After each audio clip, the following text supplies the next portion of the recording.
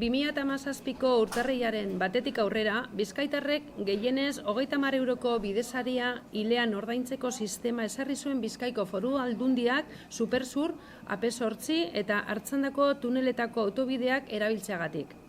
Garai hartan, EH Bilduk Hego Uribeko udaletan eta Bizkaiko Batzar Nagusietan proposatu zuen AP78 autopista erabiltzen duten bizkaitarrentzat antzeko hobari bat martxan jartzea, Arabako Foru Aldundiak 2012tik egiten duen moduan.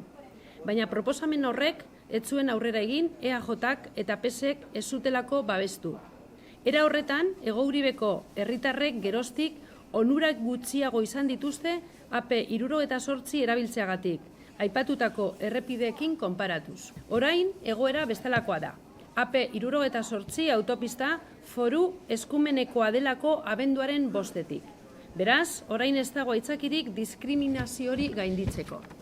Batetik, 2020ko Bizkaiko Foru Aldundiko aurrekontuei €1.000.000 euroko emendakina aurkeztu du EH Bilduren batzarkide taldeak, sistema datorren urtean martxan jartzeko.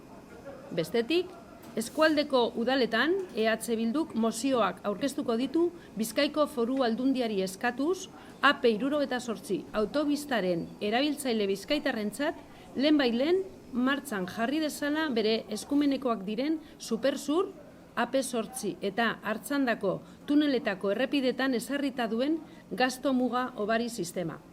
Bukatzeko, proposamen berdina Bizkaiko Batzar Nagusietan aurkeztuko du. 2017an posiblea izan ez zena, orain ez dago aitzakirik eta oztoporik martxan jartzeko.